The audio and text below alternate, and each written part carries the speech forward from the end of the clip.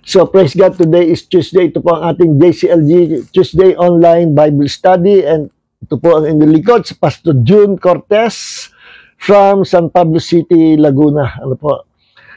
This is JCLG live stream. Ano yung JCLG? May mga tatanong.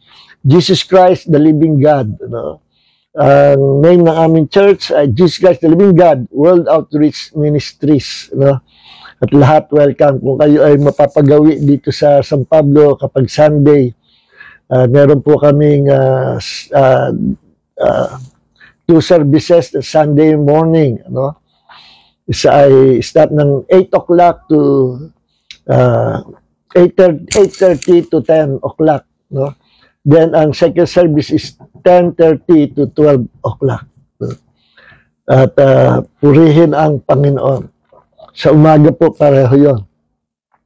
Dati meron kami panggabi. Kaya lang, pamula nagkaroon ng pandemic na inalis na muna namin yung sa panggabi. Ano? So, focus muna tayo sa umaga. So, purihin ang Panginoon. Salamat po sa mga nandito na. No?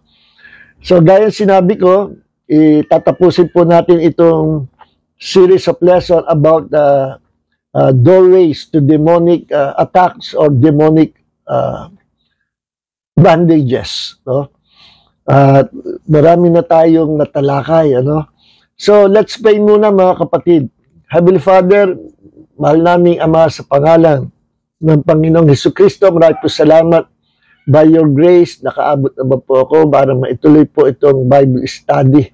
Salamat po sa iyong presensya. We thank the Holy Spirit, our teacher tonight, for teaching us, Lord. And Lord, anoint us with the fresh anointing of wisdom revelation so that we may understand the deep things of the Spirit, the revelation knowledge of the Holy Spirit, the wisdom, Lord, na bibigay sa amin ng Panginoon. Thank you, Holy Spirit, our teacher, our God. So, Panginoon, sa gabing ito, maraming po salamat. Ikaw po ang Diyos, hindi nagbabago. Jesus, you are the same yesterday, today, and forever. Ikaw ang Diyos, our healer, the God who heals us. Ikaw ang Diyos na amin pong pinaniniwalaan na gumagawa ng himala araw-araw sa aming buhay. Ikaw ang Panginoon na nagliligtas sa amin sa kapahamakan. Ikaw ang Diyos na tumatagpo sa aming pangailangan. Ikaw ang Diyos na nagbigay ng panibagong buhay sa amin at higit sa lahat ng kaligtasan, eternal life. We thank you, Lord Jesus, our Lord God and Savior. We thank you, Holy Spirit, our teacher, and we thank you, Father God, amin pong Ama. Maraming po salamat sa biyaya mo na kami naging bahagi ng iyong pamilya, Panginoon, aming Ama. Thank you, our Lord God, our Master, our Creator, the Lord Jesus Christ. Ikaw po mataas sa gabing ito, Panginoon. Sa pangalan ni Jesus, all glory and honor belongs to you. Jesus' name, amen and amen and amen. Tonight, yung pa rin po, at ito na yung pinakahuli under ng spiritual warfare and deliverance. But it doesn't mean na tapos na yung spiritual warfare and deliverance na topic natin, o yung subject. Tuloy-tuloy pa rin po yan dahil malawak pag-aralan ng spiritual warfare and deliverance. Punta na tayo dito. Under ng spiritual warfare and deliverance, tinapik ito doorways or entry points for demonic attacks or demonic bandages. Importante ito na malaman, maintindihan natin para maiwas natin. At kung meron kayong ganitong mga klaseng pintuan or open doors or doorways, sarahan nyo na. Paano, lahat ng mga doorways na ito na babagit ko, na bag-aralan natin, ay puro mga sins. May maliit na sins, may malaking sins. Meron namang sins na ordinaryo na laging nating nakikita sa salibutan. Meron namang kakaibang sins. Meron sins na parang t-shirt, small, medium, large, extra large, triple X. Iba-iba sizes. Pero lahat ng yan ay kasalanan at lahat ng yan magdadala sa atin. Kung hindi natin nakilala si Jesus, dadalhin tayo niya sa impyerno. But praise God, hindi na tayo pupunta doon because Jesus is our Lord, our God, and our Savior. So, ito po, let's dive into our topic. Doorways, entry points for demonic bondage. Number 1, hindi ko na po i-expound para hindi kainin ang oras natin. Pero pakikita ko lang sa inyo ito for the sake of those people na halimbawa ngayon lang nagbukas. Ba't ganun? Doorways, ang dami. Tapos dalawa lang ang tinalakay. Homosexuality and sexual immorality or sexual intercourse. Ba't dalawa lang? Para for their sake, babaybay natin na marami na silang na-miss. At kung gusto nila malaman ang mga katotohanan patungkol sa iba pang doorways, ay pasyalan nyo yung mga nakaraan naming video. Kompleto po tayo dyan, sa JCLG page. Pakilike po ng JCLG page. So, kung kayo meron mga ganitong doorways, ay pwede po nating sarhan, para hindi makapasok ang mga demonyo at magamit yan sa ikasasama natin. At pinag-aralan natin na ang misyon ni Satan at ng kanyang mga demons, ng kanyang mga ahente, ng kanyang hukbo is to kill, to steal, and to destroy. At hindi natin nahayaan ang mga kalokohan na yan ng ating kalaban na tayo maisahan. Kaya lagi tayong aware, pinag-aaralan natin ang mga paging mga strategies nila, mga deceiving tactics ng Diablo, pinag-aaralan natin yan at patuloy pag-aaralan.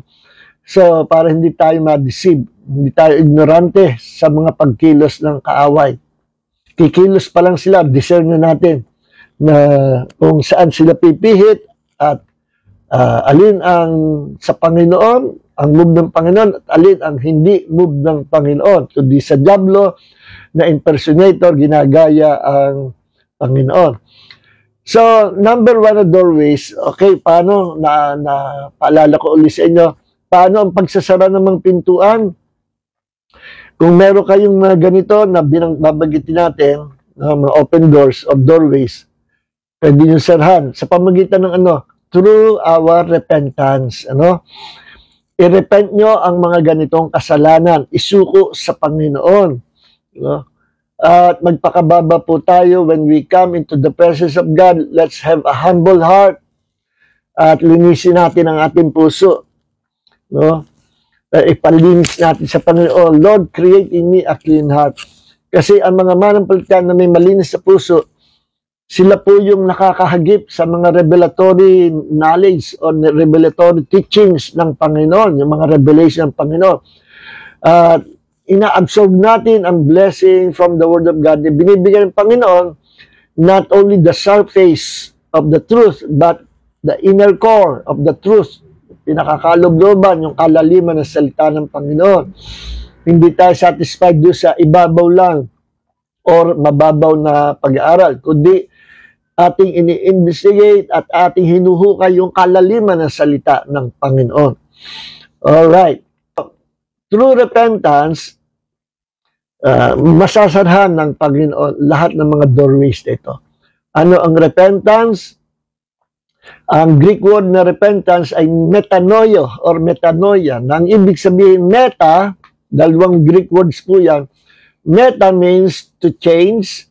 Noia or noio means mind. To change your mind. Yun ang repentance, to change your mind. Kailan napapalitan ang ating pag-iisip?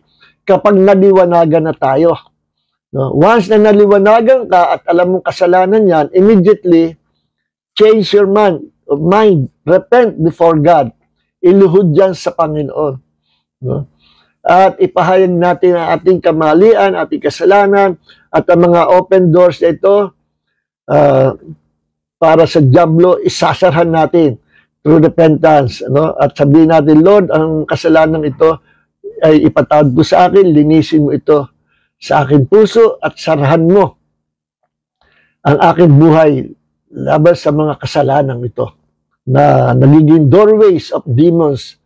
Kaya pala napapahamak ang aming family and lovers because of this open door or doorways. Kaya sinasara namin ito sa pangalan ni Jesus. We repent of these sins in the name of the Lord Jesus Christ. Yan. Ganyan po yung pagsasara ng pinto.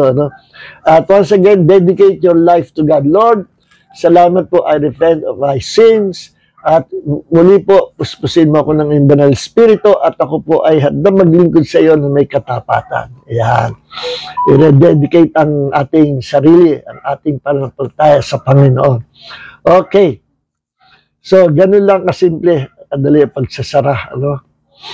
So, number 1 doorways ay personal sins.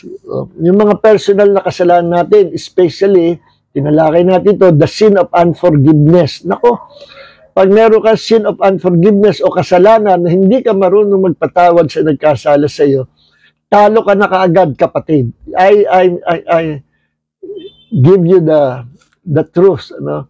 Talo ka na sa labanan. Kapag meron kang hidden sin na sin of unforgiveness, wala ka ng laban. Wala kang laban sa ating mga kalaban. Ano? You are already defeated. But once you repent of that sin, at dinedicate mo muli, kinonsecrate muli ang buhay mo sa Panginoon, lilinisin ka ng Panginoon sa kasalanan yan na meron ka na iyong ipinahayag at pinagsisihan sa Panginoon. Another meaning ng repentance, first is you to change your mind. Ibig sabihin, when you change your mind, kasunod doon, your heart will be changed. No? You will have a clean, pure heart kapag ikaw ay nag-repent. So, repentance, metanoia, means to change. To change your mind. Pag nagkaroon ka ng changes sa pag-iisip mo, magkakaroon ka ng changes sa puso mo, at ang puso mo ay magiging malinis at magiging tapat sa paglilingkod sa Panginoon. Another meaning of repentance is about face. About face saan? You will turn your back from those sins at humarap ka sa Panginoong Jesus na siyang ating tagapagligtas. No? About face. At huwag mo nang muling babalikan ang kasalanan na yan na tinalikuran mo na at pinagsisihan mo pa. Okay? Ganyan po ang pagsasara ng mga doorways o pintuan. So kung meron kang personal sins, unrighteousness, anger, bitterness, hatred, unforgiveness, sexual wrongdoing, deceiving, lying, meron kang mga bisyo, drugs, at paglalasing, ano, at iba't iba pa. Those are commonly open the door to demonic influence.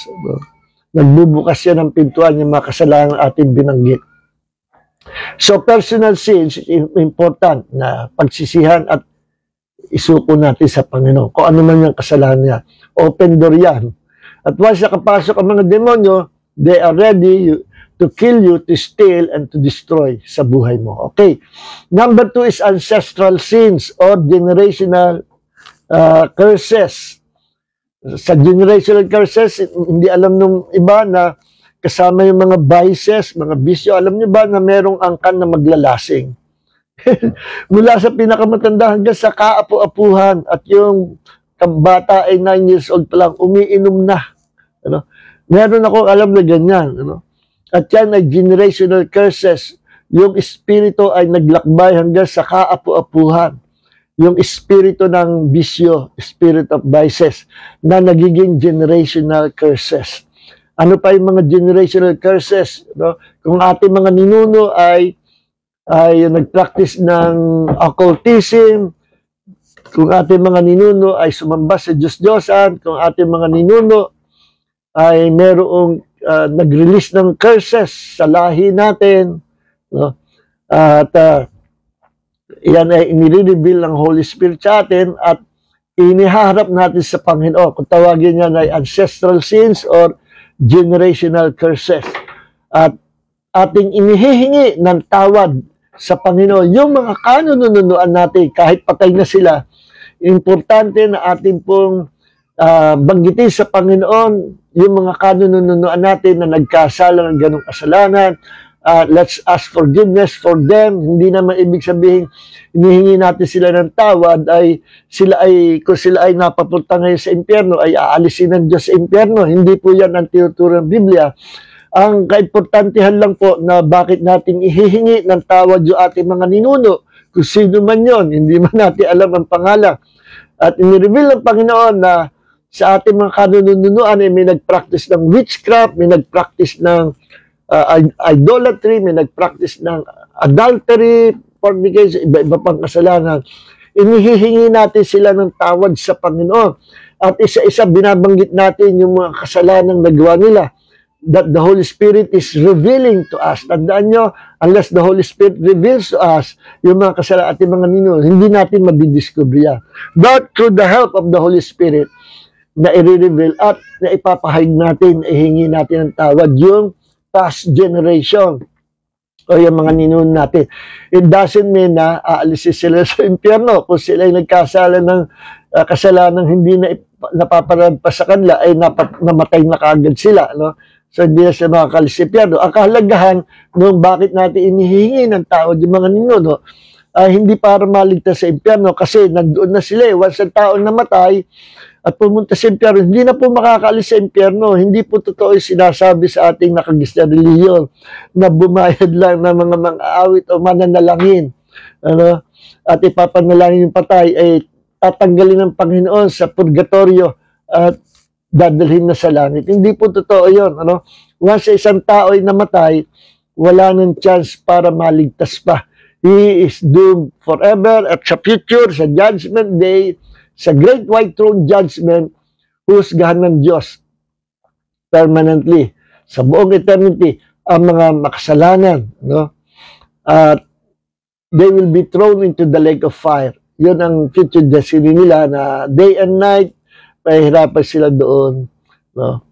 So ayaw ng Diyos mangyari sa lahat ng tao. Kaya 2,000 years ago gumawa ang Panginoon, ang ating Ama, ng paraan to save all mankind, you know, to save us. At yan ay through the Lord Jesus Christ. Those who will come to Jesus and believe and accept Him to be His Lord God the Savior, they will be saved. Okay? Lahat ng kasalanan ay patatawad ng Panginoon. So, yan po yung, kung bakit natin inihingi ng tawad yung generational, yung future o yung past generation natin o yung kalululuhan na nagisanhi ng sumpa sa present generation. No? Pabubunot natin sa Panginoon lahat ng mga sumpa na umiepekto sa mga kaapu-apuhan. At puputulin natin yon, pinuputol natin sa pangalan ni Jesus, para hindi na mag-exist forever. Kaya inihingi natin tawad yung mga kananunuan upang yung sumpa wag nang dumaloy sa future generation nila at sa ating present generation. Okay? So, number 1 is personal sins. Number 2 is ancestral sins or generational sins or generational curses. Number 3 is occult involvement.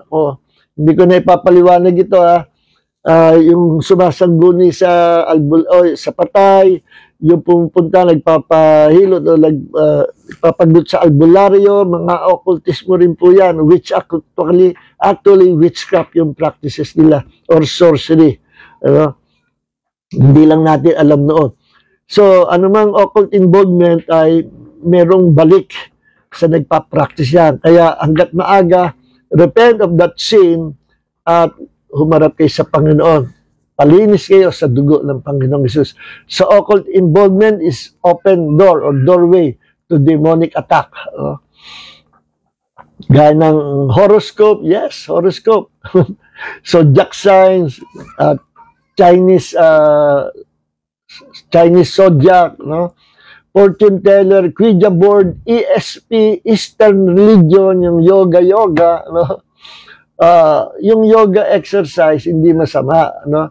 Ang masama, yung yoga exercise, hinahaluan ng Eastern belief, Eastern doctrine. Okay? Yan ang masama doon. Occultic role-playing, fantasy games, kagaya ng Dungeons and Dragons, at iba pang mga kakultuhan at ka-occultismuhan. Okay? Alright, marami tayo pinaliwanag dyan. Number 4 is satanic brotherhood or cult religions or yung mga heresies, yung mga heretic gospel or heretic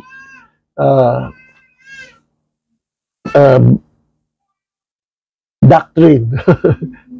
Yung mga heresies and cult religions. Yun po yung sa number 4 na satanic brotherhood and cult religions. Hindi na tayo magpapaka-load dyan, na-discuss natin yan. Kaya huwag kayong tatanggap ng mga pamphlet or babasahin or even Bible na kakaiba galing sa mga cult religions, sa JW, sa Jehovah's Witnesses, sa Iglesia ni Cristo, Iglesia ni Manalo, sa Mormons, Christian Science, ano mang mga cult and occult religions, hindi natin pwedeng tanggapin yan. Maging yung mga babasahin ay sunugin yan. Kung naka-receive kayo sa bahay nyo, binigay, may kumatok, sunugin niya, huwag nyo nga hayaang nandyan. Kasi nagdadala yan ng sumpa. At pag ang sumpa na galing sa demonyo ay kumilos, they will kill, steal, and they will destroy. Okay? Ang mga pamilya, lagi nagkakasakit. Ang mga pamilya, lagi minamalas ang mga pamilya. Lagi napapahamak ang mga pamilya. Nadadaya ang mga pamilya. Napapalaot lalo sa kasalanan. Mga bunga yan ng mga curses na pakikipag-isa sa satanic brotherhood or cult religion. Okay? Ang mga New Age ay cult din po yan. Okay? So, number 5 is trauma. Ako, malawak yan. Pinag-aralan natin yan. Mga traumas sa buhay nyo. Traumatic experience. Okay, hindi natin didiscusin. At number 6 ay drugs and alcohol. Maganda yung in-example natin dyan. Yung potion. Potion na related sa mga sorcerers. Sila ang expert sa paggawa niyan, yung mga gayuma, at yung iba't iba pa mga potions. Naikwento ko nga sa inyo yung kabataang babae, high school, na nangyari na nire-rate lagi nung matandang Chinese na businessman. Kapag gusto siya rape, tinatawag siya sa madaling araw. Merong para siya pagtawag kasi naging alipin yung kabataan babae yun nung nainom niya yung potion na binigay sa kanya. At mula noon, nawawala siya sa sarili niya. Okay, so ingat ang mga anak at mga apo natin. So, yun po yun, yung drugs and alcohol. Sa Greek ay pharmakeia. Or sa usually translate ang salita sorcery and witchcraft sa salitang Greek word na pharmakeia. Okay. At then din galing yung salitang pharmacy, drugstore. Pero hindi ibig sabihin ang pharmacy natin ay kinararo ng mga gamot na ginawa ng sorcerers. Hindi po ganon. Hindi totoo yan. Nagkataon na yun din ang meaning, pharmakeia.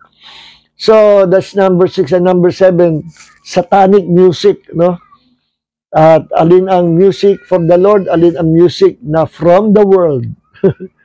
At pinag-aral natin yung transference of the spirit dyan, na ang mga spirits pwede mag-transfer, manahan sa kanta, and then lumipat sa inyong buhay, maging sa papakinig ng music, open ang puso mo, makakapasok din yung demon spirits na nananahan doon sa song na yun, sa satanic songs or satanic music. Okay. Naipaliwanag natin yan. The number 8 is curses and accursed things. Yung mga pagbibitaw natin ng cursing words, mali yan. Babalik sa atin yan. So, release blessings instead of cursing or other people. Okay? Mga curses through words. Minsan, kinakurs natin at sarili ating mga anak. O yan, bobo-bobo mo, anak, ano ba yan? Lalaki ka niya na inuti, lalaki ka niya na wala kang mararating. Naku, you are cursing your children, mga kapatid. You're cursing your children. Ikaw, anak ka, ang tamad-tamad mo kung kanino ka nagmana. Napakatamad mo, paglaki mo, wala kang mararating. Naku, yan po ay iputulin nyo. Those words are cursing words sa inyong mga anak at mangyayari sa buhay nila yun. So, purihin ang Panginoon. At kung kayo galit na galit, release the blessings of God sa inyong mga anak. So, curses, yun ang curses through words at accursed things. Yung mga sinumpang bagay, mga anting-anting, mga rebulto, idols, mga relics na inoffer sa Diyos-Diyosan or ginamit sa seremonya ng Diyos-Diyosan, etc. pinag-aralan natin, accursed things, mga bagay na isinumpa, or accursed objects. Okay? Yung, delikado po yan. Pag bibili kayo ng mga antiques, yung mga relics, gusto gawin souvenir from other nations, ingat po. At minsan ay ginagamit sa ritual or satanic worship. Nako, delikado. May uuwi nyo sa bahay, pati yung mga demons. Okay. So, yan po yun. No? So, number 9 is rebellion. Nako, ito po ay delikado yung rebellion. Sabi nga sa Bible, sa 1 Samuel chapter 18, verse 23, rebellion is as the sin of witchcraft. Sa mata ng Diyos, ang rebellion ni naman ay kapantay ng kasalanan, pangkukulang. At ang Diyos, under the Old Testament, pinapapatay niya, pinababato niya ang mga mangkukulam, mga witches, no? Pinapapatay ng Panginoon. Ganun siya kagalit, kahigpit, at kaseryoso sa mga mangkukulam, at sa mga necromancers, sa mga sorcerers, pinapapatay ng Panginoon through stoning to death. No? So yung rebellion, no, parang witchcraft yan. Kapag nagrebelde ka sa authority figure, yung authority figure na inilagay sa ng Panginoon, nako pag nagrebelde ka, one of these days makikita mo ang mga anak mo o apo mo nagre-rebelde rin sa'yo. Just like what happened in the life of King David. No? Nagrebelde siya, pumatay siya, kaya ganun din naging bunga ng kanyang mga anak.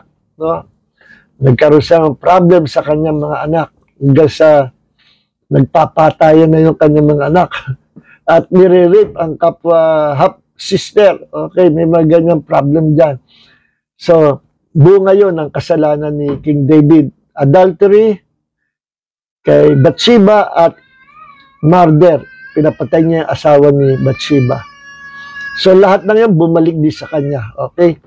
So, rebellion. Hindi po maganda yun. Rejection. No? Yung may mga tao na naka-experience yung rejection, yung meron magulang na sinasabihan lagi yung anak, ang pangit-pangit mo, wala naman liligaw sa'yo, kahit joke lang. Sa pandinig ng bata, totoo yun, at lalaki yung bata na malungkot ang buhay. At may patutuo na ako dyan. Yung example ko kay Mary, hindi na ako mag-expand. No? Rejection. So, meron ding rejection na sa yung tawagin utero wounds. No? Yung utero wounds, utero came from the word uterus, yung bahay, bata. No? Na nasa tiyan pa lang yung mga babies natin, do not curse them, but instead bless them. Ang ina, may connection doon sa baby, totoo yun, hindi pa mahiin nyo. Pag lagi masaya ang nanay, masaya rin yung baby niya paglabas. Pagka inom ng inom yung nanay, paglabas ng baby, may diferensya, may depekto, at pumasok na kagad yung nature ng kasalanan, pati doon sa baby, no? Sa sinapupunan niya. Okay. At in-example ko sa inyo mismo yung sarili ko last week na ako ay nagka-problem sa utero wounds. Sugat siya from the word uterus. Sugat doon sa bahay bata ng nanay. No? Ano sugat? Sinasugatan? Yung baby. Sabi ng nanay ko sa akin, no? Pag pinanganak ang batang ito, at that time hindi pa malaman kung lalaki o babae. Sabi, pag pinanganak itong batang ito at lalaki, nako, kawawa naman itong batang ito. Hindi ko mamahalin. No? Kasi nagkaroon siya noon ng bitterness o pagtampo at takot doon sa kanyang nakakabatang kapatid na napakapilyo na lagi siya gustong hiwain ng blade. Kaya binitin ng uncle nila, pati warik, nilagay sa sako. Alam, magtatanda ka na. Okay. So, nabigkas yung nanay ko, kaya nung lumabas ako sa mundo, takot ako sa mga tao, gusto ko lagi nakakulo sa kwarto, ayoko makipagkaibigan, hanggang sa pinayuhan ako nanay ko, anak, maging masayahin ka naman, makihalubilo ka, makipagbarkada ka. Sinunod ko yung nanay ko, sa mga adik naman ako napabarkada. And praise God, thank God, at sinakluluhan ako ni Jesus. No? And Jesus changed everything. Jesus changed my life. So, yung baby sa tiyan ay pwede magkaroon kagad ng wounds kapag nireject nyo, no, mga nanay. At binanggit ko nung nakaraang Bible study na affected din yung baby, yung embryo sa loob ng sinapunan ng nanay doon sa kanyang pinaglilinhan. Ano? Hindi po pamahiin yung paglilihi, ha? At na-experience ni Jacob yan doon sa Genesis chapter 30 verse 37 hanggang 39 na yung mga hayupan niya para maging batik-batik ang balat, ang paglumabas ay doon sa painuman tubig, tinalupan niya yung mga sanga ng batik-batik at napaglinhan ng mga hayop nung sila ay naglihi, nanganak, mga batik-batik nga. Okay. Wisdom yun from the Lord. Kaya totoo yun. Marami ako in example. Likewise, conception affects the baby carried in the womb. So ingat po. So, yan ang uterine wounds at pwedeng maging doorways sa mga demonyo. At isa pa, yung talakay natin, isingit po natin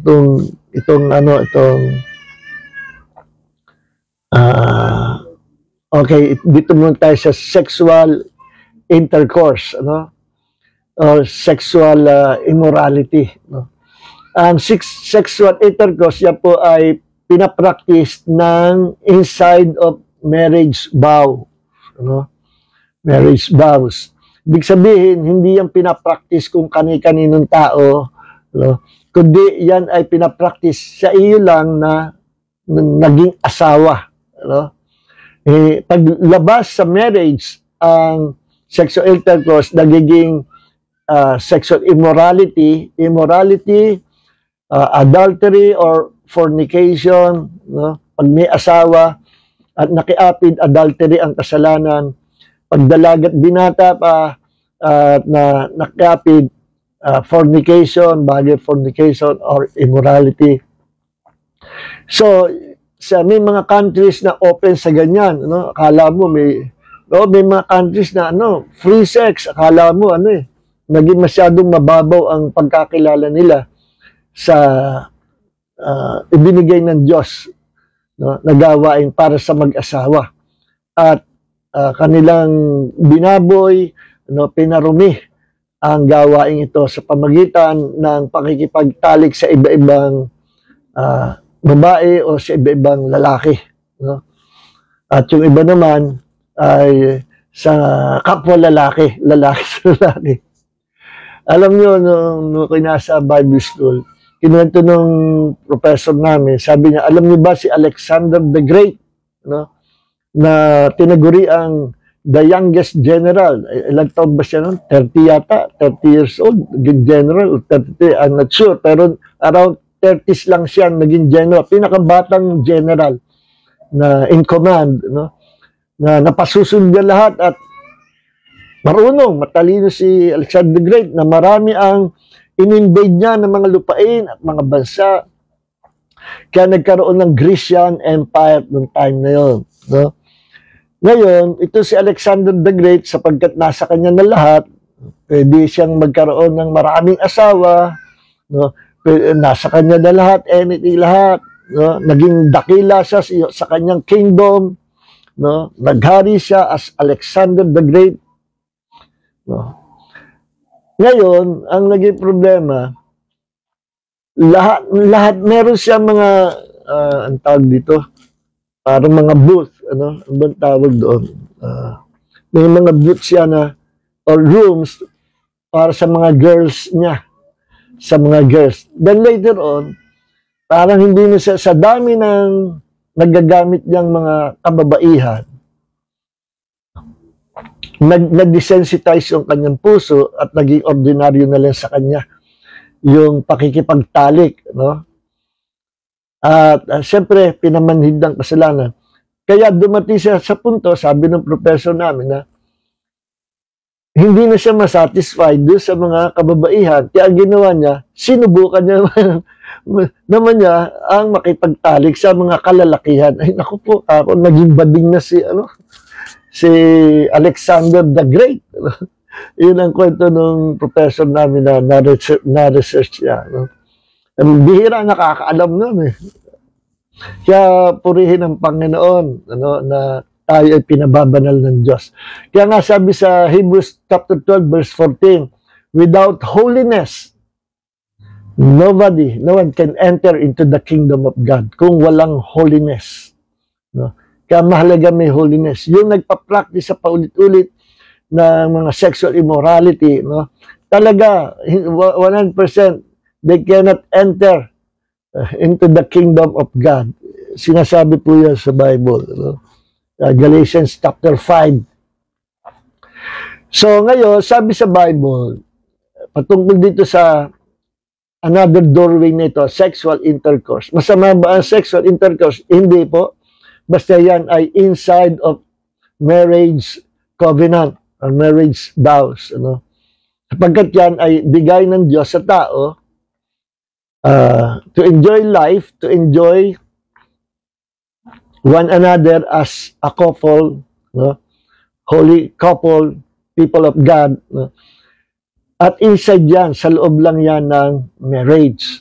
Pag lumabas sa marriage, may nakita kang ibang babae, at nagandahan ka, niligawan mo, at nakipagtali ka sa kanya, outside yon ng marriage covenant, you are committing one of those dangerous sin of immorality, sin of adultery, no? At very dangerous siya. Akala nung iba hindi mapanganib, ano?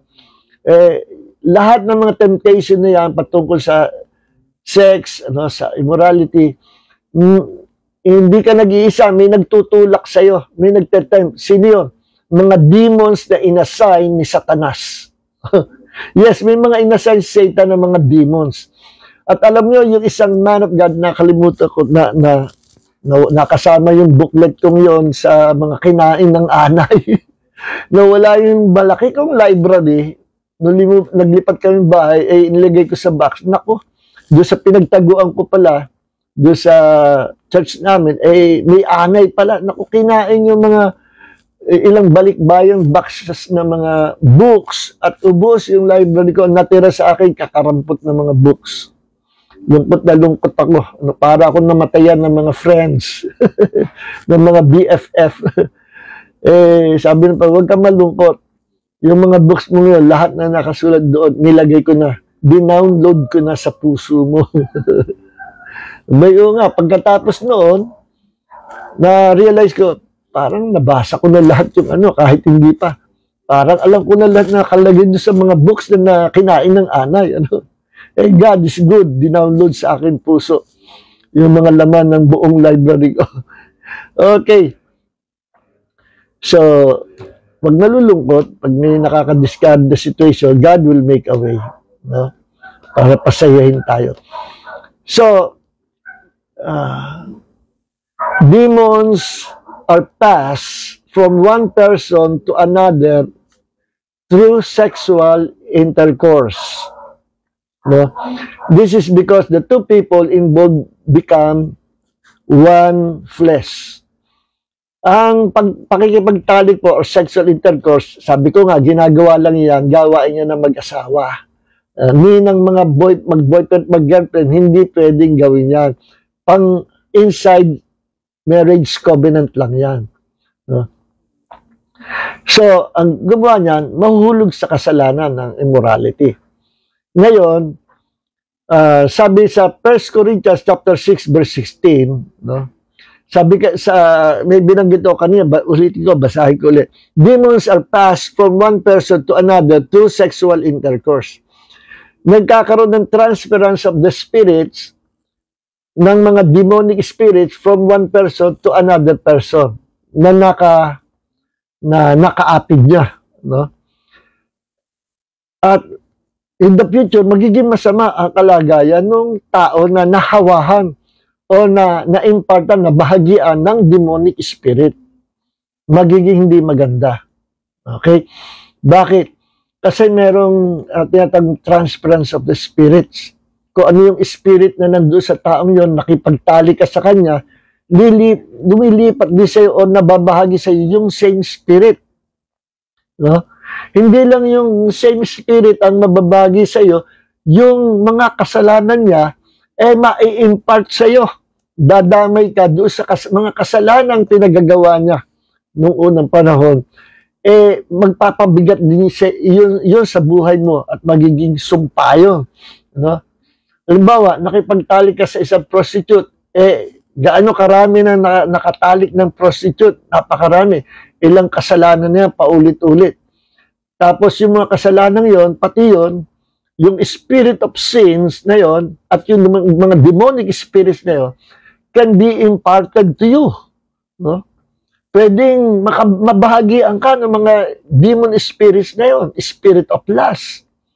At mababangis yun. Alam mo, sabi nung isang, kaya ako nabanggit yung booklet na nabasa ko noon, na ito ay revelation ng Panginoon sa kanya kasi dinala siya sa spirit world at dinala siya ng Panginoon para makita niya yung pinagtataguan, yung territory ng mga demonyo.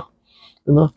At dinala siya mismo doon sa secret place ng mga demons na kanilang hideout at nakita niya ang napakaraming iba-ibang klaseng mga demonyo. At nakita niya kung gaano kapangit ang mga demonyo. Kaya sabi ko nga sa inyo, saan ba galing mga demons? They are offsprings of those fallen angels. At marami mga demons, half human, half animals. Bakit half human, half animals? Yung unang pakikipagtalik ng mga fallen angels, they were 200 watchers. Kung tawagin doon sa mga title mga angels ay watchers na dineploy ng Panginoon sa mundo to watch, to guard the earth, to guard the people of the earth. Pero ginawa nila, nagkaroon siya ng pagnanasa sa mga magandang babae ng anak ng tao, kinonvert nila yung kanyang katawan para magkaroon sila ng karoon sa pakikipagtalik sa kanila. At because they are so powerful, no, kahit hindi pwede, nagka-pwede. Tandaan nyo, in the realm of the spirit, everything is possible. No? Ito mga ito ay mga spirit beings yan.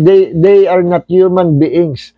They are spirit beings, powerful angels of God. At alam nyo ang Panginoon, kahit ikaw ay umalis sa kanya, hindi niya babawiin minsan yung mga kapangyarihan na ibinigay niya. So ito mga angels may power pa rin. At ito yung nagkaanak sila sa mga anak ng bayan tao ng mga giants. No? Then later on, gumawa sila ng genetic experiment. No? Nakipagtalik sila sa mga, kung tawagin bestiality, sa mga animals, sa mga insect, sa mga kung ano-ano. At tinignan nila kung ano magiging resulta ng mga magiging anak nila. Ang naging resulta ay half human, half animals.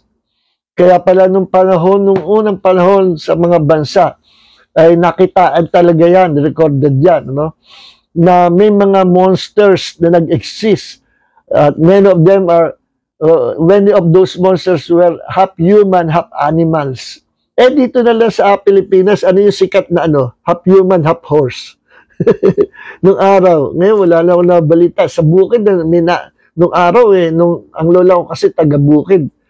Madalas kwentuhan kami ng mga pinsan namin nakatira doon. Nakakita sila ng tikbalang, kapre, malaking higante nakaupo sa puno ng mangga na nagtatabako.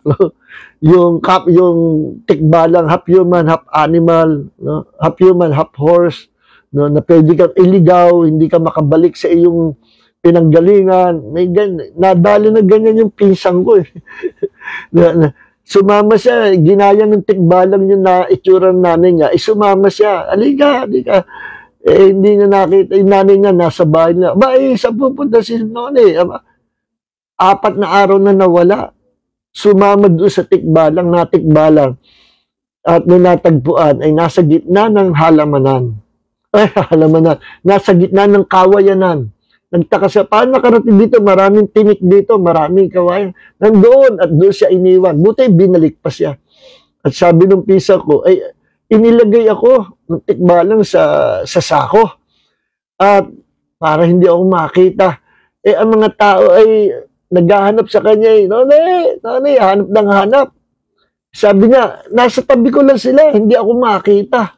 No, nakalagay siya sa sako. At ika-4th day, buti sinauli siya. Nasa gitna ng kawayanan. At buti nakabalik siya sa isip niya. So yung true story po yan. Maraming ganyan nung araw, yung mga nawawalan, kinukuha ng maligno, ng tikbalang, They were demons. No? Okay. So, yun yung kasalanan ng mga fallen angels, no? Kaya may mga demons. Kaya ako kinuwento yan, ituloy ko yung booklet na nabasa ko through story, through visions. Yes, ang Panginoon doon sa lungga ng mga demon. Napakaraming demon. Sabi niya, iba-iba ang itsura.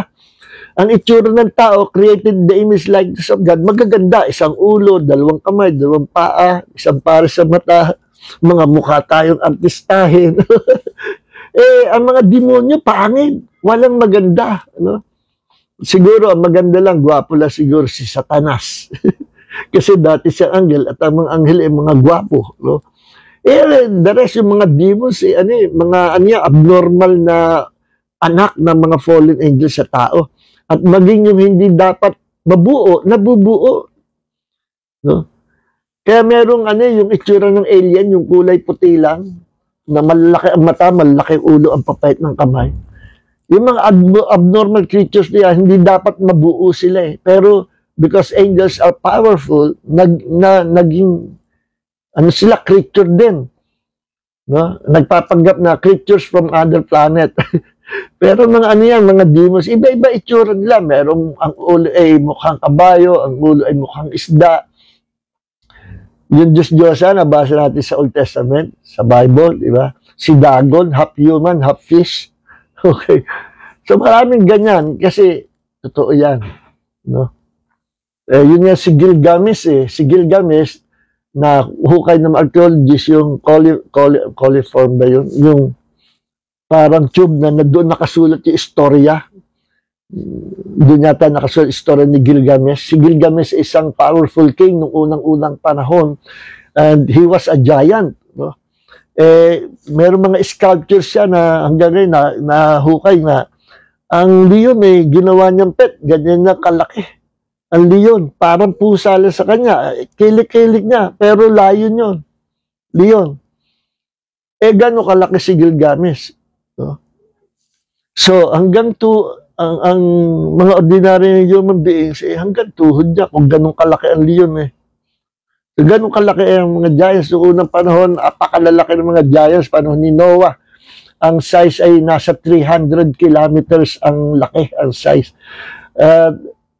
Habang tumatanda mundo, hindi natin bet lumiliit yung mga giants, ang mga size na. May chart ako niyan, lumit na lumit. Panahon ni Goliath, lang siya, 12 feet lang yata. No? Almost 12 feet lang. Okay. So, yung mga demonyo na yon, iba-ibang itsura. At sabi nung nagkukwento na yon na man of God, may nakita ako na demon na nilalayuan ng kapwa demons. Bakit? Siya yung kabukod-tanging demons na ayaw lumapit yung kapwa demons. Bakit? Sapagkat saksakan ng pangit. Saksakan na nakakatakot ang itsura, napakapangit pa. Sa lahat ng pangit, yun ang pinakapangit, sa lahat nakakatakot na itsura, yun nakakatakot na itsura. At kayang-kayang gawin niya ng Hollywood at gawing movie, sabi niya, nakita ko yung pinakapangit ng demonyo, tumutulo yung laway at napakapangit. At yung mga kapag-demonyo niya, takot lumapit.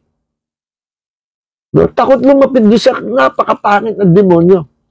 At alam niyo sabi, yung mga pinakapangit na demonyo na yun ang mga demons na ina-assign ni Satan sa mga magkakasala ng immorality, sexual intercourse outside marriage, or adultery, fornication, and immorality. Yung mga demons na yun ang nagtetempt tumutokso sa mga tao para mag-commit ng kasalanang immoralidad. Yung napakapangit demonyo na yun. Yung mga demonyo yun na pumapasok doon sa tao, nagkakaroon siya ng spirit of lust at nagnanasa ng mga rape, nagnanasa na pati matanda ni rape, pati naman bata na 12 years old ni rape, nung lolo, ano? Lahat ng yun ay may bahagi yung mga demon spirits na nagtetempt sa kanila. Yung mga, imagine, yung pala pinakapanang demonyo naka-assign sa pakikipagtalik, sa kasalangang pagkikipagtalik na hindi mo asawa. Yung pinakapangit na demonyo. Tuluro, lawi, talagang ugly creatures. Sabi niya, umanap ka, pinakapangit na creature sa buong mundo at pinaka nakakatakot. Ito yung mga demons na inassign para sa immorality at sa mga sexual intercourse outside of marriage. Marriage covenant. Outside of marriage covenant.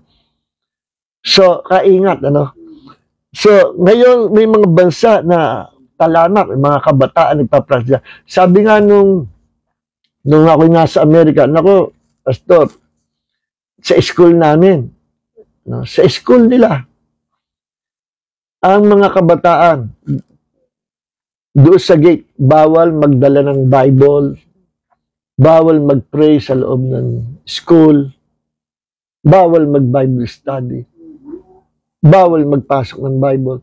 Pero wag ka. Sa gate, yung mga guard, nag-aabot free condom. Sa mga kabataan, libre. Namimigay ng free condom. Hinahanda yung mga kabataan sa free sex. Mga bata na mag-commit ng immorality. Pwede ang condom ipasok, pinamimigay, libre pa. Pero pag Bible, ayaw. Kita nyo kung paano kinontrol ni Satanas, yung school. At merong isang tao na nag-testify, sabi niya, ako yung nagpursige, lumaban, na ipagbawal. Pinagrally namin, na ipagbawal ang prayer, ipagbawal ang Bible study sa loob ng classroom. Ang mga kabataan hindi dapat mag-pray sa loob ng classroom. Na-born again yung taong yon. Sising-sisingin siya. Ngayon siya yung lumalaban at gumagawa sa paraan na ma-open ang mga universities sa prayer at sa Bible study. At sabi niya, laking pagkakamali ko na kinalaban ko o Diyos na nagtagumpay kami noon, nag-grant yung kanilang yung kanilang pinaglalaban na bawal na mag-pray sa loob ng classroom. Bawal na rin ang Bible. Ngayon, sising-sisi siya at ginagawa, pinaglalaban naman niya, gawag siya ng paraan na mailaban na ang mga schools ay manalangin. Magkaroon Bible study, i-allow. So, gano'n, sa ibang bansa. Hallelujah. So, ngayon, doon sa sexual intercourse, pag hindi mo asawa, nakatalik mo. Halimbawa, isang prostitute, nakipagtalik yung lalaki doon sa babae prostitute. Yung espiritu ng demonyo na nag-i-inspire doon sa babae na mag-commit ng fornication o immorality, same spirit will be imparted to that person na malinis. When time will come, yung lalaking yon ay magkakaroon ng desire to commit sin. Anong kasalanan? Kasalanan na immorality, fornication or adultery. At gumamit siya iba-ibang maraming babae o marami pang prostitute. At magumon siya sa pita ng laman hanggang sa patayin siya ni Satanas. Merong mga babae na pag pinag-aralan po natin, yung mga matitinong dalaga na nag-commit ng fornication sa kanya yung boyfriend niya, hindi niya alam, yung boyfriend niya ay playboy. Playboy. Mahilig makiapid sa iba-iba pang mga babae. Playboy. After na makumit ang kasalanan yun, later on, yung babae, naging playgirl naman. at nagkaroon siya ng desire sa kanyang laman na makiapid naman sa iba-ibang lalaki. So, yun yung impartation of spirit, of demonic spirit. See? Kaya sabi dito sa 1 Corinthians chapter 6 verse 16, or do you not know that the one who joins himself to a prostitute is one body with her? No? Ang makipagtarik daw sa isang prostitute, magiging kaisang laman mo siya. Parang kagaya sa mag-asawa. No? One body with her. For he says, the two shall become one flesh. Bakit gano'n? Kasi nga, ang pagtatalik o sexual intercourse ay ginagawa yung bigayan ng Diyos only sa couple, sa mag-asawa, sa inside that marriage covenant. Labas dyan, hindi na sa Diyos. At kung mag-asawa ang gumawa niyan, their married life will be blessed by God. Their family will be blessed by God. As long as they are faithful to one another, they will be blessed by God. Pero kung hindi, at pareho na, magtaksit pareho na nakikiapid, nagkakasal immorality, yung babae immorality sa ibang lalaki, yung lalaki sa immorality sa ibang babae. Time will come, yung kanilang mga anak ay magmamana ng kasalanan na kanilang ginawa. At kung ano nangyari sa magulang, yun din ang mangyayari sa mga anak. Yes. Sa example din yan, yung espiritu ng paghihiwalay, generational curse. No? Yung mag-asawa naghiwalay, time ka, obserbuhan yung anak nila. Pag nagkaasawa, maghihiwalay din. Then yung mga apo, pag nagkaasawa, maghihiwalay din. Meron ako case na ganyan, pinag-pray ko eh. Buong pamilya, puro hiwalay. Sabi nung yung lola, dinala yung apo niya doon sa kaibigan kong pastora, pinapapray. Sabi nung pastora, Pastor John, nandito ka nila, pwede po ba na kayo na mag-pray? Sige, may skin disease yung bata na hindi malaman ng pediatrician kung saan galing at pinadadala na nga sa Maynila. Wala na siya magawang tulong.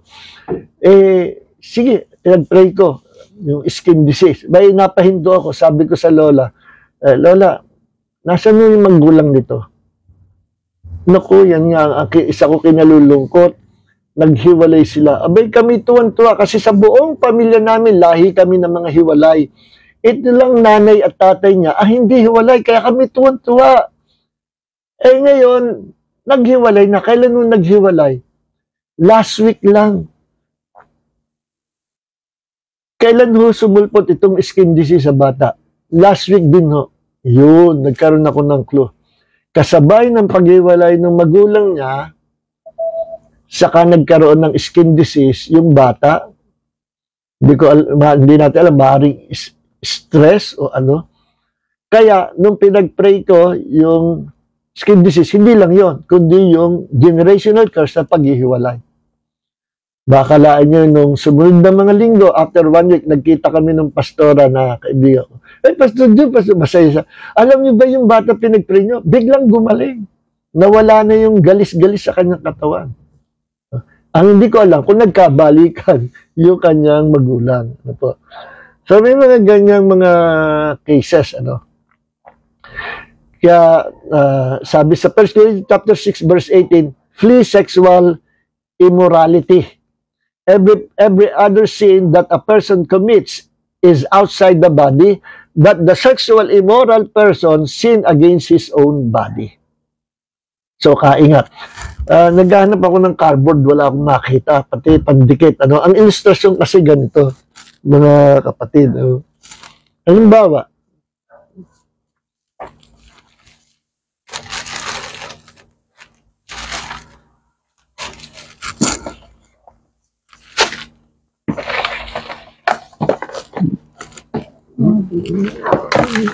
dalawang cardboard po ito, pinagdikit nyo ng Elmer's glue.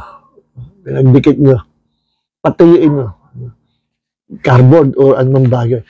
Ngayon, pag nakadikit na, yung matibay na, isa lang sila. Dadalhin mo, hindi nahuhulog, magkasama. Ngayon, gusto mo ng paghiwalayin. Paghiwalayin mo, doon sa pinagdikitan lang, Mahihiwalay ba? Mahihiwalay. Pero pag hiniwalay mo, may kasamang bahagi galing doon sa isa. Ito naman, meron din siyang nakasamang bahagi galing din dito. Pag hiniwalay mo, punit, pero both of them, may naiwang part na galing sa kanila. Yung isa may part na nakuha doon sa kabila, isa naman ganun din. Naiiwan. Ano ibig sabihin? Ganyan ang sin of immorality. Pagkatapos ng sin of immorality, no, naging girlfriend mo yun, o kaya pinakasama mo, both committing adultery or fornication or immorality, pag naghiwalay, both of them may naiiwang spirits sa kanila. No? Kaya yung babae na nag-commit ng fornication sa boyfriend niya, nung iniwan ng boyfriend niya na playboy, naging playgirl naman itong babae. Karoon ng transference of the spirit. So, bakit napakalagang dapat malaman natin ito? Meron tayong pupuntuhin. Ano? Kulang na tayo sa oras, pero gusto kong matapos po ito. Importante po ito. Meron ako na counselan nito nung araw. Matagal na, no? Dalaga. No? Na marami siyang experiences na sexual immorality. No? Sabi ko sa kanya, ako hahantingin ka ng yan, hahantingin siya ng spirit na yun, di mo spirit. Nakakuha siya iba-ibang bahagi doon sa mga iba-ibang lalaki. So ginawa ko, sabi ko, ilista mo lahat ng pangalan. Ilista mo. At ito po ang pamaraan sa deliverance. Pinalista ko. Pinag-pray ko. Then, sinunog ko yung mga pangalan na yun. Nag-release ako ng blessings. Anong ginawa ko? Ni-review ko, in-intercede ko, pinag-pray ko, kinas out ko yung mga demon spirits na na-impart doon sa babae. No? Para wag na siyang sundan ng mga demonyo. At sinunog ko yung mga pangalan na yun. At later on, nakatagpo siya ng pangasawa at ang saya-saya nila ngayon at both of them faithful sa isa't isa at dumami ng kanilang mga anak. Happy ending. At yung babae naging very faithful sa asawa na. Yung ding asawa naging very faithful sa kanya. Kaya, nadala niya, naging Christian siya, naging Kristiyano rin yung asawa ng lalaki. Both of them are serving the Lord. Sa ibang church nga lang sila na papunta. So, may mga ganyang cases. Kaya, ang kinakounsel ko, yung halimbawa, nagkaroon ng kasalanang immorality sa dating boyfriend niya, they committed fornication, dinideliverance ko yan. Kailangan deliverance. Na puputulin mo yung relationship nila sa isa't isa, ay talaga lang maputol na. Pero ikakasot mo yung mga demonyo na kumakapit, na nagiging stronghold yung kasalanan ginawa nila, kung bakit siya ay guguluhin in the future ng mga demons na yun at sisirain ang buhay niya. No. At yun ang aking pinuputol sa mga ganong problema. Kinakasot ko. At sinasabihan ko sila na wag na kayo magkikita nung dati mong boyfriend, ngayon may asawa ka na, wag ka na makikipagkita o sasabihin, friends na lang tayo. Anong friends? Madalas nagkakabalikan yan at nasisira yung present na sitwasyon na may asawa at dumami ng anak saka pa naghiwalay. Dahil nagpangita sila nung ex-boyfriend niya at sumama uli sa boyfriend. Meron akong ganyang kilalang case na ganyan eh. Yes, at ano yan, Christian pa. Ang nangyari, nagpakasal sila nung boyfriend niya. After nagpakasal, yung ex-boyfriend niya na nag-asawa, nabyudo, namatay yung asawa. Nung namatay, nagkita sila nitong girlfriend niya. At nung nagkita sila, alam niyo nangyari. Feeling nila ay nandun yung sweet memories nila. Itong babae, I think 3 na yatang malilit na bata ang anak niya.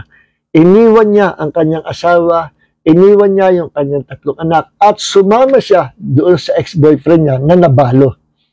At feeling nila, sila talaga ang isa't isa na itinalaga ng Diyos. Ano kayong isa't isa? Iniwan mo yung pamilya mo, iniwan yung asawa, iniwan yung 3 anak.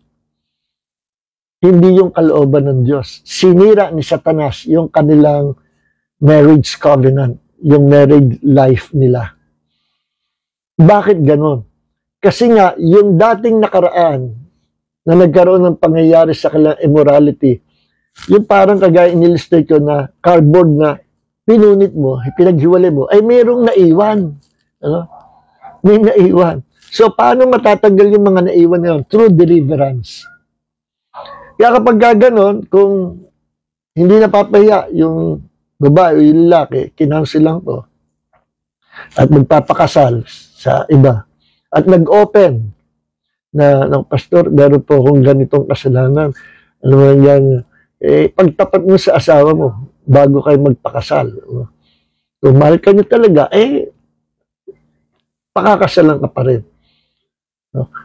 Tapos, before that marriage ceremony or wedding ceremony or marriage covenant, bago mangyari yun, kakaunsilan ko sila at mag-undergo ng deliverance. At papayuhan sila na kayo na talaga ngayon. At kung susulpot yung mga nakarelasyon nyo, close door na kayo. Huwag na huwag kayo makikipag-communicate doon sa ex-girlfriend o ex-boyfriend. Dahil marami nangyayari, iniiwan yung present na family at muling sumasama, feeling nila ay nandoon yung sweet memories nila. Hindi nila alam, deception from the devil. Napaka-dangerous. Kaya pagka may ganyan, at alam mo, yung asawa mo, sino, nagpapaad sa akin yung ex-boyfriend, ano nagpapaad sa Facebook account? I-block mo kaagad yan. I-block mo yan at protect your wife or protect your boyfriend. Protect your wife, protect your husband. Wag na makikipag-communicate to protect your married life and your marriage covenant. So yan po yung sinasabi ko na kasalanan ng sexual intercourse outside of marriage. Pwede yan maging open door para sa mga demonyo to destroy your marriage covenant. Kaya ingat po, no? At ganon din yung mga nangyayari na mga rape, incest, no? Homosexuality, lesbianism, no? Halimbawa, yung bata ay minolest yan ng isang bakla, no?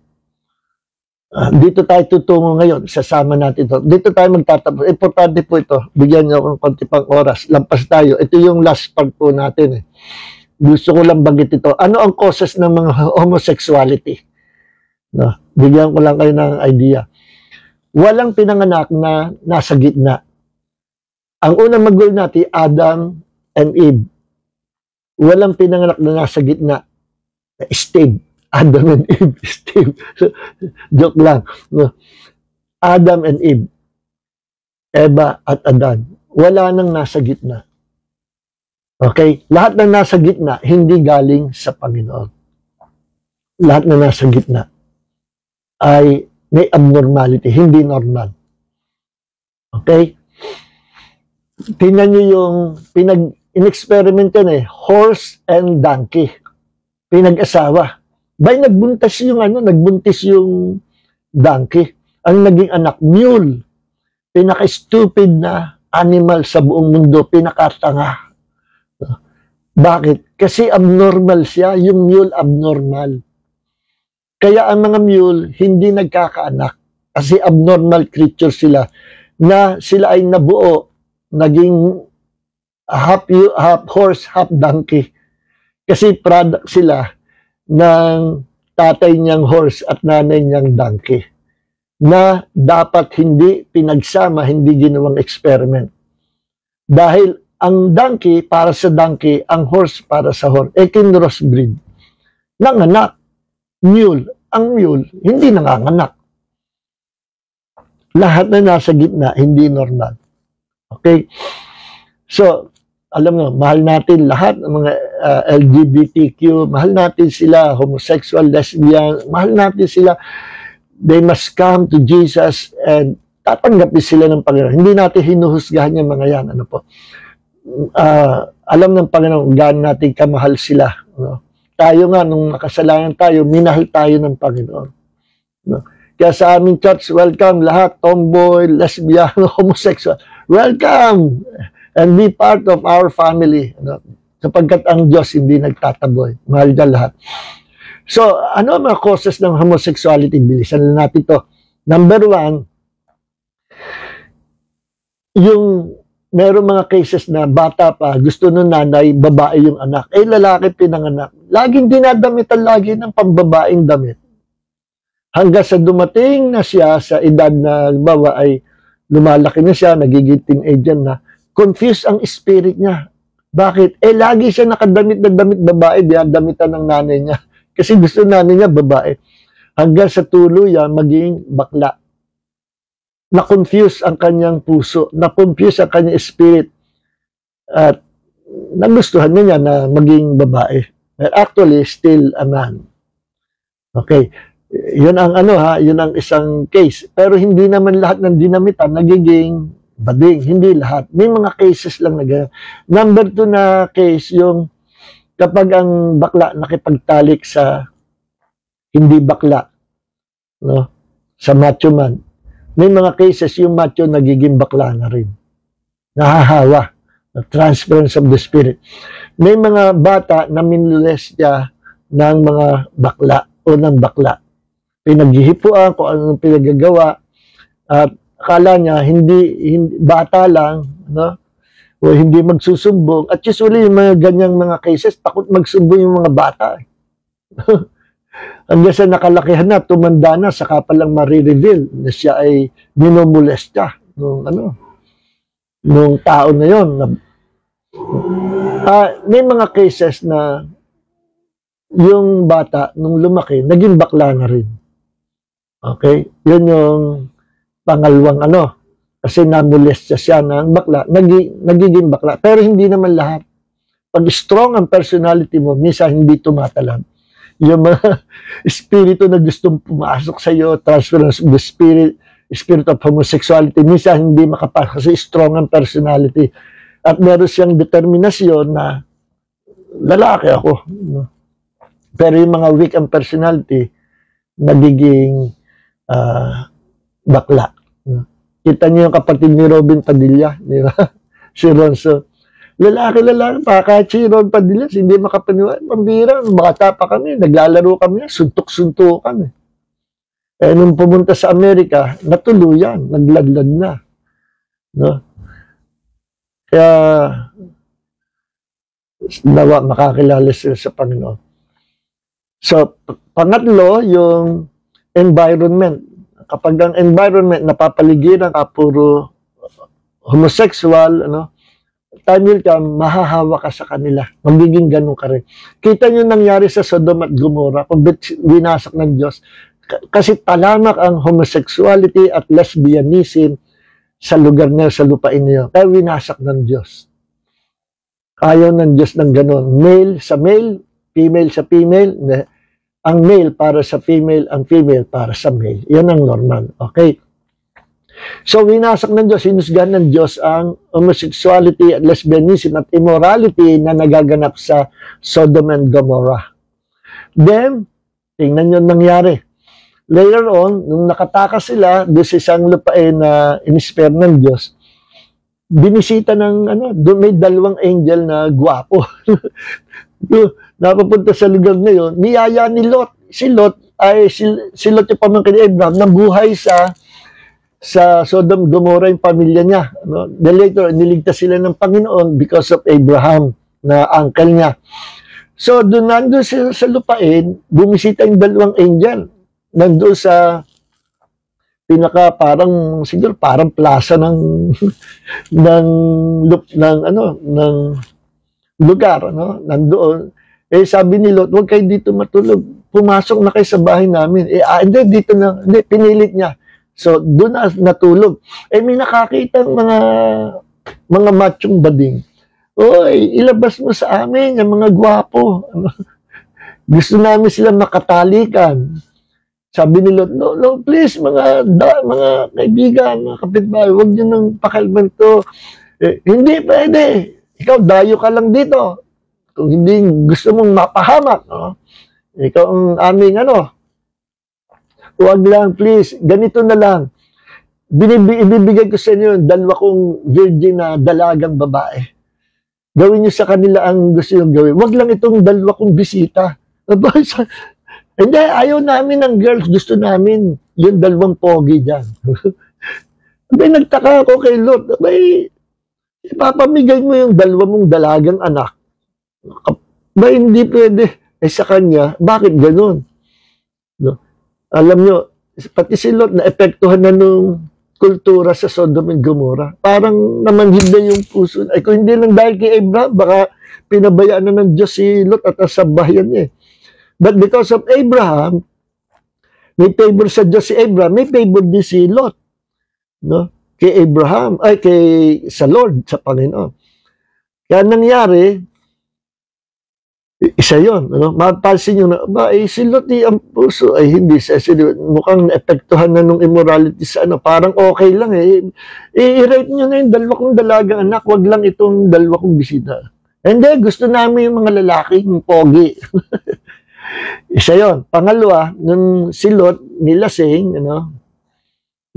nung anak na babae, panganay. Ni-rape nung anak na babae. At nagbuntis at pinagmalaki pa sa kapatid niya,